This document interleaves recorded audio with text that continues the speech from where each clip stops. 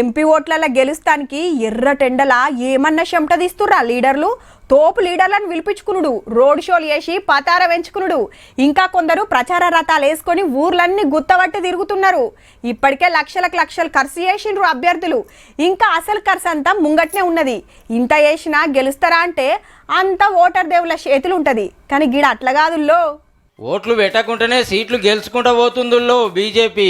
Already 2 MP సీట్లు అకౌంట్లు వేసుకున్నట్టే. మధ్యప్రదేశ్ రాష్ట్రం ఇండోర్ లో కాంగ్రెస్ లీడర్ నామినేషన్ కాగితాలు వాపస్ తీసుకొని కమలానికి జై కొట్టిండు.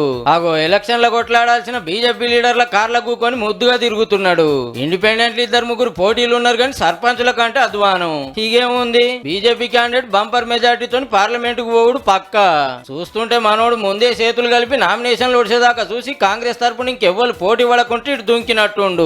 ఇక మొన్న గుజరాత్ రాష్ట్రం సూరత్ లో కాంగ్రెస్ లీడర్ కాగితాలు కరెక్ట్ లేవని పక్కకు పెట్టేస్తే ఎమ్మటే ఇండిపెండెంట్లు నామినేషన్లు వాపస్ తీసుకుంటే కమలం పార్టీ లీడర్ పోటీ లేకుంటేనే ఎంపీ అయిందని సబ్ టికెట్ వచ్చే. గివ్వేం చూసిండ్రు, ఇట్లా అయ్యేటి ఇంకా బొచ్చడున్నాయని బాగా చెప్తా అంటారు బీజేపీ లీడర్లు. ఎలక్షన్లు పెడితే ఏ లీడర్ నచ్చకుంటే నోటాకాన్ని ఎద్దురేమో, కానీ ఛాన్స్ చూస్తా లేకుండా చేస్తుర్రని ఫీల్ అవుతుర్రట పబ్లిక్. దేశమంతా ఓట్లు వచ్చే వరకు రిజల్ట్ వచ్చుడు కంటే ముందే బీజేపీ ఇంకెన్ని సీట్లు గెలుస్తుందో పో.